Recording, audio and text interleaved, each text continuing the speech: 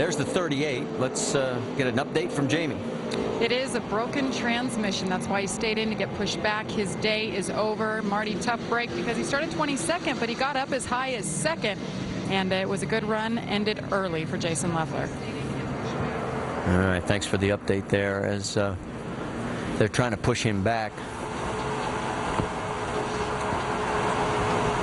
That's a long pushback right there. I mean, you get so close, 3 or 4 laps from the end, and this happens to you, lose a transmission. But, you know, they're probably sliding and wheel hopping, all kind of stuff going on out there that really hurts the transmission, hurts the drivetrain. You know, you see some of the ripple strips there. Jumping over those things really hurts the car.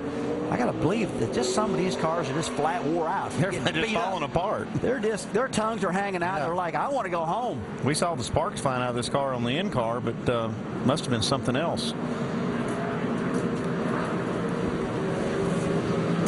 Like I say, drivetrain related. It went in that corner. It's kind of like a sitting duck. No power.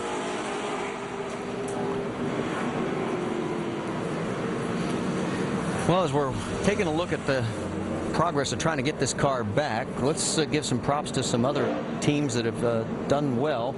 And check in to 10th place. Coming into view, you'll see the 23, and that is Jean-Francois de Moulin.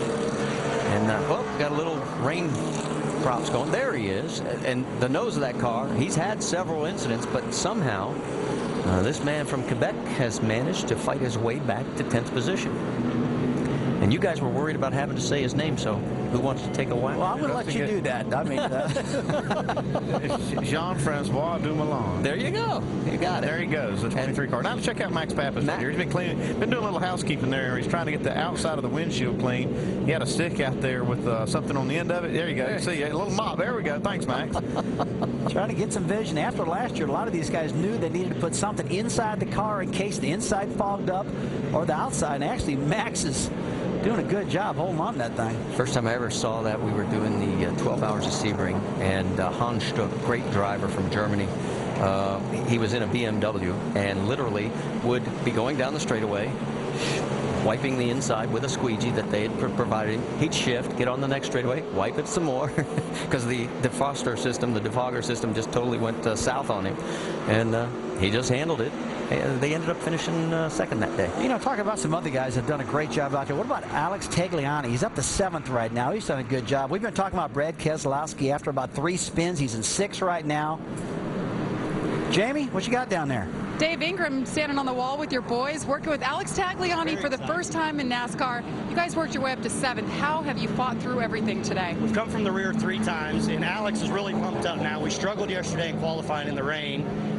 It's pretty exciting. I mean, it really is. He's really pumped up in the car. We're trying to keep him calm, and he's saying how these NASCAR guys beat and bang so hard compared to the kart guys. It's pretty exciting. You guys are an underfunded team. You look at your setup here. You guys threw yourselves together. What would a top 10 finish mean to you guys? It's really big. McDonald Motorsports has had 1 8th place, and it's been years ago.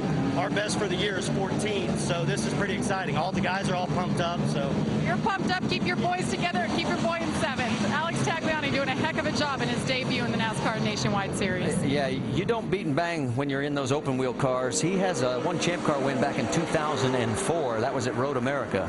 Yeah, this is Randy McDonald. You saw him standing up there without the uniform. That's one of the owners of the team, or the owner of the team. There he is right there. And there he is. And we should point out, his driver, Alex Tagliani, won in a Toyota Atlantic race here at the Circuit Gilles Villeneuve back in 1999. So he has tasted the champagne. He won't today, but as we pointed out, this would be an excellent run for that team. I'll say anything's possible. He's running in the top 10 with his green-white checker. Anything's possible. There he is, right along fellow countryman and Quebecer. That's the 32 of Jacques Villeneuve. This will be our 7th green-white checker of the year, and here are the others. Shows you the Biffle did real well at Las Vegas and Phoenix. David Reagan at Talladega, Matt Kenseth at Darlington, Clint Boyer at Daytona, and Reagan again at Bristol. That was a great run out of David Reagan at Bristol just a couple weeks ago, or a week ago. I watched that one. That kid did a great job out there. This also will be our 2nd green-white checker here in the history of Montreal. The first one was back in '07, and it is actually now the 4th total for the road courses. Lights are out on the pace truck.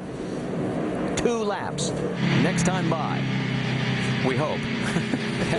Well, this is it. This is a 1 of 10, so no matter what. I know. But it has been a long day. And all of you that have stayed with us throughout this, we do appreciate it. It has been a challenge not only for the drivers, but literally everyone, especially those fans in the stands. They suffered through the one rainstorm that we had. Well, Marty, I'm sure there's a little bit of eye rolling going on back at home, and a lot of the fans watching this broadcast about what are they doing in this rain. But one thing for sure, we have made history in the Nationwide Series. Last year racing in the rain, this year qualifying in the rain. The Nationwide Series has for sure been the guinea pigs of whether you can race in the rain. And it can be done. I mean, some of this is just a question of, the guys not getting too over aggressive. You've got to, make adjustments, or you're going to end up in the wall. Fans down in turn number 10. We still have, at this stretch, 26 cars on the lead lap. We talked about the fact there were 13. See a lot of spins right here in the hairpin. As you come down into turn 10, that's a great opportunity, and we've seen spinning out all day long there. But now they're getting ready to get on this long front straightaway, and Andy, you tried messing around there, you hurt yourself, because we talked earlier, they're 175 miles an hour. Getting down into turn 13, another good place to pass. That's where these cats have got to be careful. And even yesterday, in really a lot of water, a lot of rain, they were going 160 plus miles an hour going down that straightaway. In the rain. In the rain. And let me update it. It is 14 cars now that are either off or out of this race.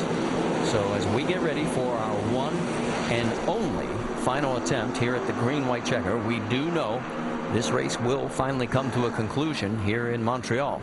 The question we don't know is who's going to take the victory. If justice is served, it has to be Marcus Ambrose. This guy has been phenomenal today. He has led 58 laps. He led the most laps the last 2 years here.